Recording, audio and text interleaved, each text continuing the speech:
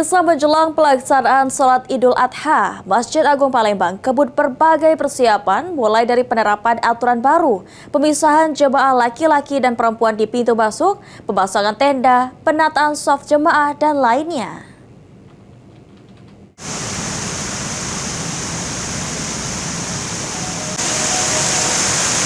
Pelaksanaan sholat Id tahun ini, Masjid Agung melakukan pemisahan jemaah laki-laki dan perempuan sejak dari pintu masuk.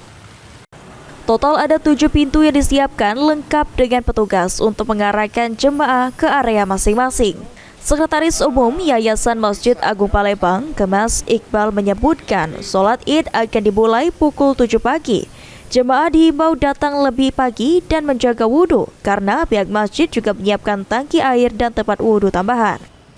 Bertindak sebagai khatib yaitu Mukmin Zainal Arifin dan sebagai imam adalah Kiai Gus Abdul Rashid Shiddiq.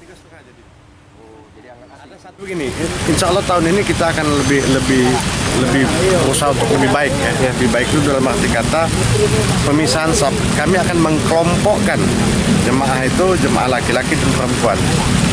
Seperti tahun-tahun kemarin memang itu kita ada pemisahan. Tapi untuk tahun ini kami saklek akan kami pisahkan mulai dari pintu masuk.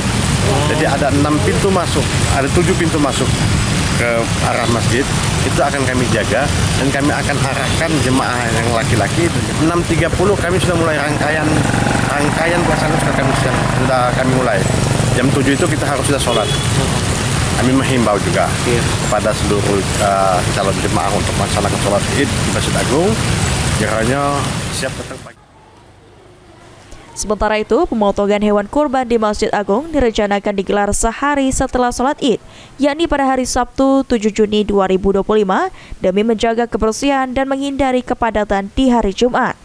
Hingga H-2 sebanyak 10 ekor sapi dan 6 ekor kambing yang siap untuk dikorbankan. Hafidz Zainul, PAL TV.